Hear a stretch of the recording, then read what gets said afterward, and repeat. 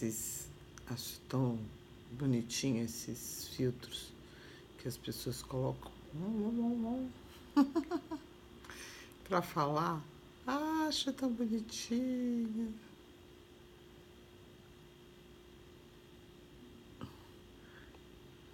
Tão bonitinho. Oi, oi, oi, oi. Boa noite. Boa noite. Ei, tudo bom? Dia de jogo, todo mundo feliz, ganhamos, né?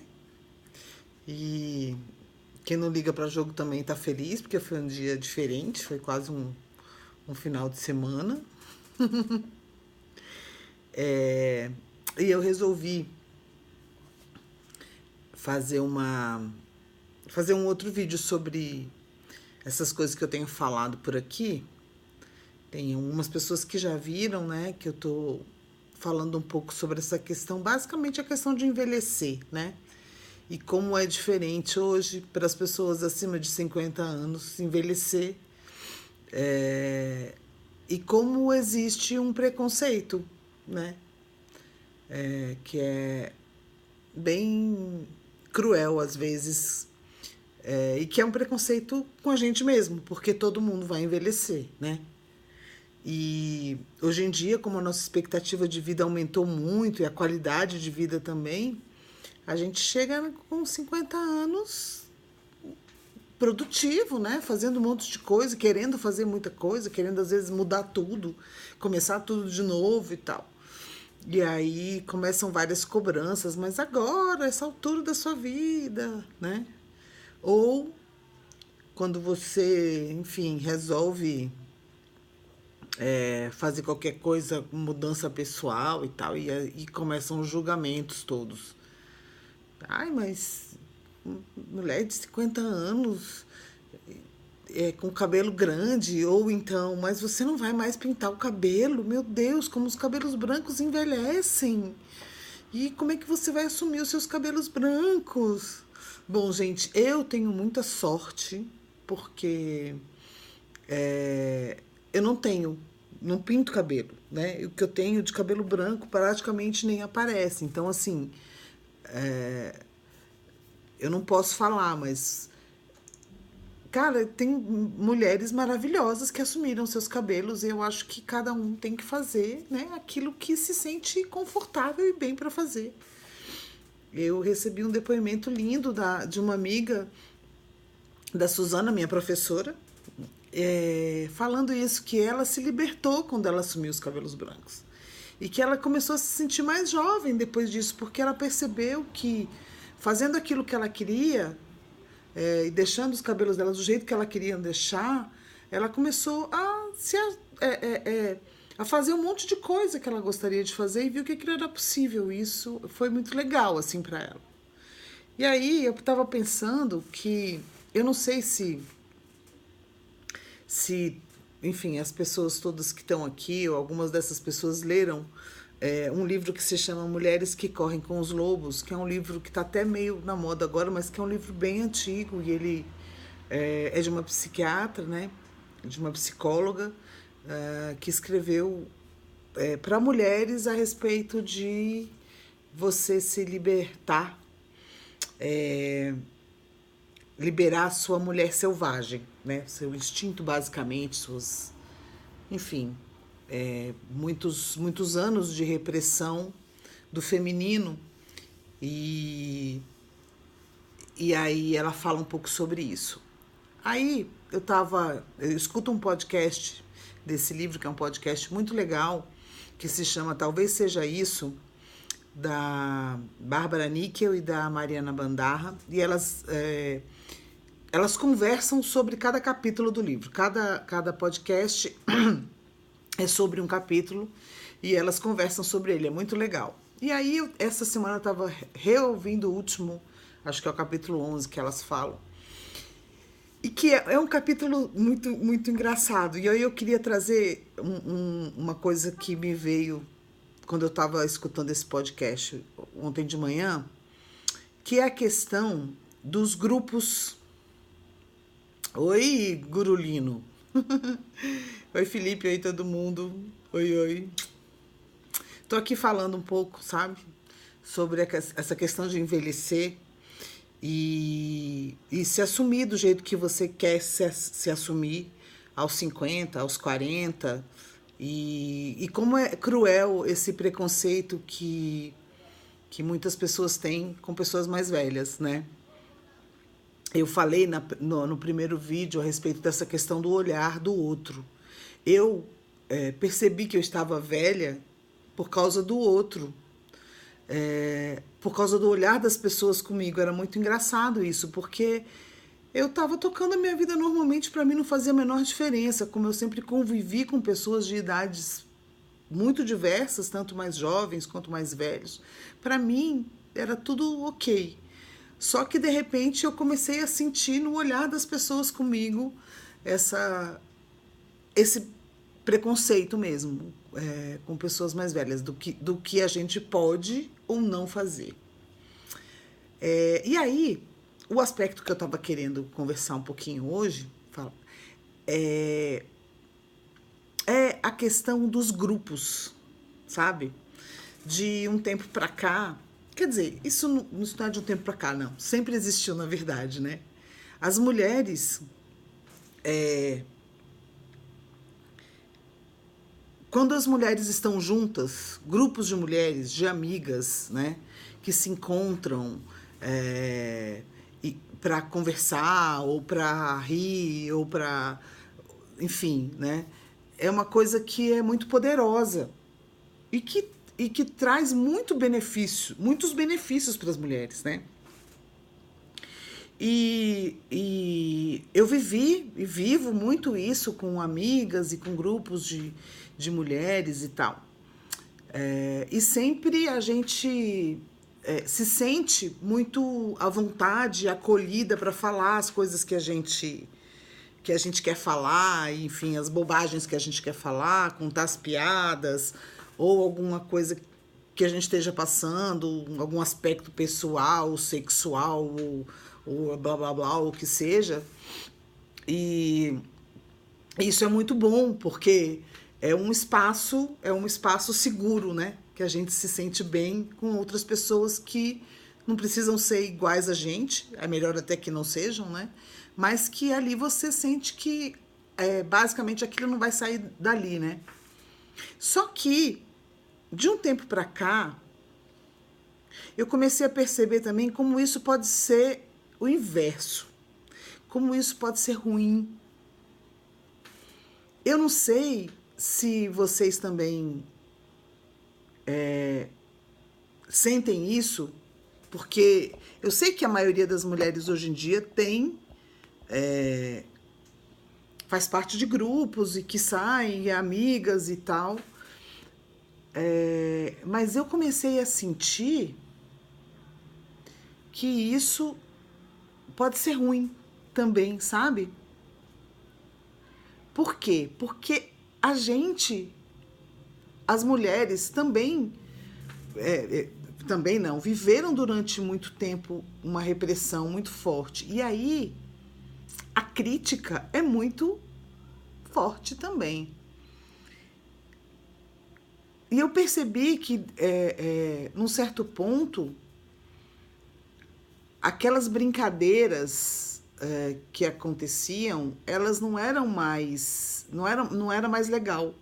Eu já não me sentia confortável com aquelas brincadeiras. Porque elas, de certo modo, elas eram brincadeiras preconceituosas com outras pessoas. E aí, eu não sei, eu até hoje eu ainda fico muito dividida com relação a isso. E lendo o livro, o Mulheres que Correm com os Lobos, nesse capítulo 11, a autora, a Clarissa Pinkola Estés, fala sobre isso e ela fala o seguinte, que ela tipo dá uma autorização, né, para que você, dizendo que isso é legal e que isso faz parte, que isso é sagrado também, né? Isso o quê? Você contar piadas picantes, você falar coisas que você só falaria naquele grupo, e que isso, e rir disso, né? E rir muito, e rir com a barriga, como ela fala, né? E rir, gargalhar, assim, porque isso também é uma energia necessária para as pessoas. E aí eu fiquei muito dividida. Eu queria entender um pouco assim. Será que é isso? Assim, a gente tem uma licença quando a gente está entre a gente, entre a gente, mulheres, amigas, né? Naquele espaço seguro que a gente pode falar o que a gente quer falar. A gente tem uma licença para falar e para fazer qualquer tipo de piada e mesmo que ela seja muito, basicamente que ela denigre a imagem de outras pessoas, né? Ou que ela seja, eu não eu fiquei em dúvida com relação a isso, muito séria, assim. Eu não sei se isso está fazendo sentido para vocês, ou se vocês acham que eu estou ficando louca, ou se vocês estão passando por isso, né? Porque a gente às vezes acha, geralmente a gente acha que só a gente está passando por aquilo que a gente está passando. Então a gente fica guardando, e agora eu resolvi falar. Que eu fico muito dividida, eu me sinto mal agora em certos grupos que antes eu me sentia bem, por achar que aquelas coisas que estão sendo ditas ali são muito preconceituosas. E aí aquilo não me faz mais rir, né? E aí eu fui ler esse capítulo do livro e ele fala, cara, você tem que se permitir. Basicamente é isso que ela fala, né? Ela dá uma licença para você se permitir a ter um ambiente onde você pode contar aquelas piadas e falar escrachos e coisas para você rir, mesmo que sejam de mau gosto. Ela chega a falar isso assim no livro. Eu não consigo, eu acho. Sabe? Não sei se é porque eu sou muito dura, assim, muito certinha, né? Já fui mais, já melhorei, mas ainda sou bastante. Será que é por isso? Não sei, não sei. Às vezes eu penso assim, porque eu fiquei um pouco mais. Porque eu fiquei mais velha, ou porque o meu processo de entender um pouco mais essa questão do feminino e do machismo, da cultura machista, para mim, é uma coisa recente.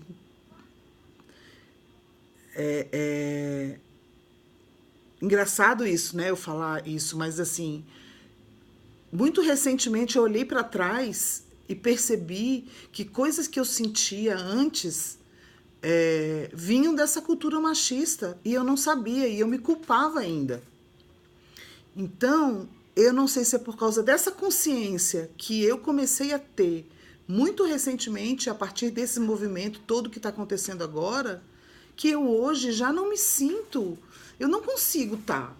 E assim, às vezes são pessoas que eu gosto e que eu queria estar, mas eu não consigo. Deixa eu ver o que vocês estão falando aqui. Te entendo, Elô. E tenho me sentido assim em alguns grupos de WhatsApp. Ai, WhatsApp. Nossa, demais. Demais mesmo, assim. A não presença, né? A não presença física, ela faz a gente ter tantas coragens, né? E as pessoas falam tantas coisas, meu Deus do céu, WhatsApp, grupo de WhatsApp para mim, realmente, eu uso, porque, enfim, meu trabalho, meus amigos, mas realmente para mim é um desafio. Sim, você tem toda a razão. Eu sinto muito isso também. Fernandinha, você também, né? Não consegue. Eu acho um pouco triste, sabe, Fernanda? Porque são pessoas que eu já consegui me relacionar, sabe? Bem, que eu gosto até. Mas, nossa, não bate mais. E eu fico me perguntando se sou eu que, que tô sendo muito rígida, sabe? Maria, Também não consigo e tenho me posicionado. Isso até gera estresse com outras pessoas. Ai, gente, que bom. Aí eu já tô me sentindo mais confortável, porque eu também sinto a mesma coisa. Eu sinto muito isso, assim.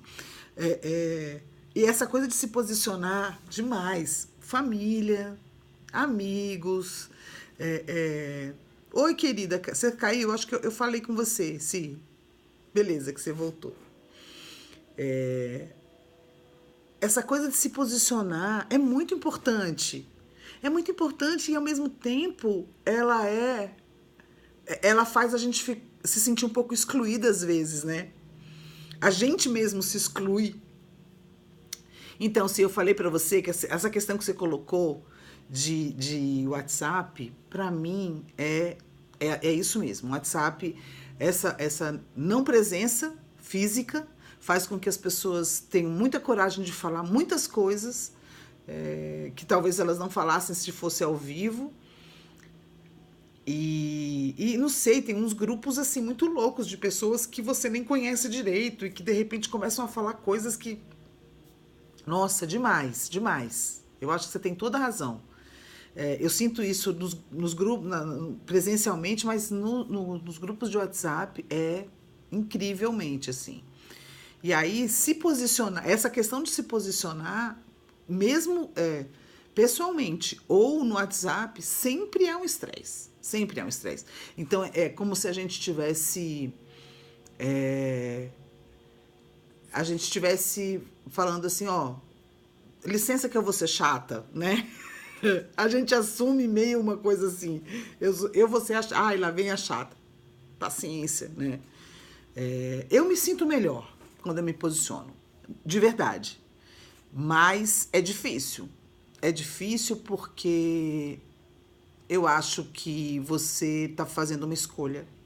Você está fazendo uma escolha e você está fazendo. E é uma escolha complicada, porque é uma escolha de você se afastar mesmo, né? Porque as pessoas acabam se afastando. É isso que acontece. E é difícil. E é difícil. Que bom que vocês, enfim, se sentem a mesma coisa, porque eu tenho me sentido muito assim e eu fico muito dividida entre se isso é bom ou ruim ainda, sabe? Mas o lance é que não dá pra voltar atrás, né? Uma vez que você começa, uma vez que você começa a se posicionar, você não tem como mais voltar atrás, né? Porque aquilo ali cara, é uma postura de vida, praticamente, né? Maria, eu acho que... e a gente fica... Não é fácil não, sim, não é nada fácil. Tem vezes que a gente se sente sozinho, que a gente não queria ter falado, né? Eu também sinto isso demais, assim, falo, poxa vida, mas será que né? Às vezes a gente fala assim, mas poxa, não sei se eu precisava ter falado aquilo, e eu gosto tanto daquela pessoa, eu acho que eu me excedi e tal.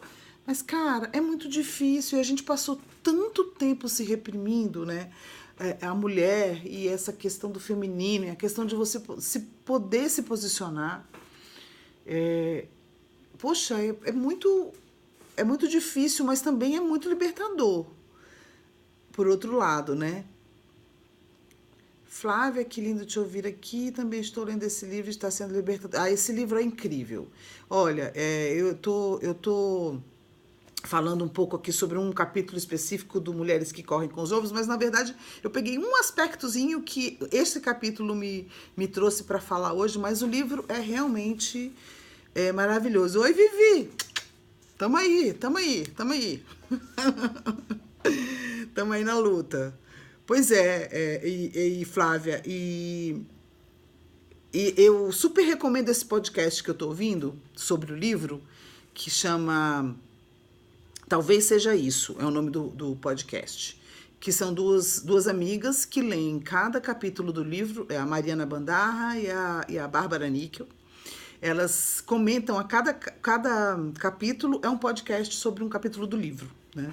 E ontem eu estava reouvindo o último do capítulo 11, que é um capítulo muito louco, que fala sobre a questão da sexualidade, mas também tem a ver com com a questão do riso, e aí tem um momento que ela fala sobre essa questão do grupo, né? De você ter o seu grupo, aquele que você consegue falar qualquer coisa, inclusive coisas de mau gosto, né? E eu puxei essa história para mim, porque isso é uma coisa que tem me incomodado muito, de você falar, de você rir, sabe, da humilhação de outra pessoa, ou, sabe, esse riso. Ah, por falar nisso, me lembrei de uma coisa agora, incrível, incrível, que eu vi essa semana, gente, eu recomendo demais. Eu tava em casa e tal, com meu filho e a minha nora, a gente conversando, e ela falou, minha amiga viu um documentário no Netflix, falou que é muito legal, vamos ver e tal, não sei o quê. Beleza, vamos ver. É uma comediante australiana. Comediante australiana, eu não gosto muito de stand-up, né? Mas eu falei, não, beleza, eu vou até pela companhia, fiquei lá para assistir. Gente, é um negócio, é uma bomba atômica de maravilhoso. Eu recomendo demais para você, chama Nanette, o nome do documentário. A comediante, Amanda alguma coisa, Ananda alguma coisa, deixa eu ver se eu acho aqui, peraí. Olha, ele começa com um stand-up normal. Eu não vou falar nada para não estragar, quem não viu, veja, tem no Netflix. Ela é comediante australiana, deixa eu ver se eu acho aqui Netflix. O nome dela para falar para vocês é esse, Hannah Gadsby, não sei como é que fala. Chama Nanette.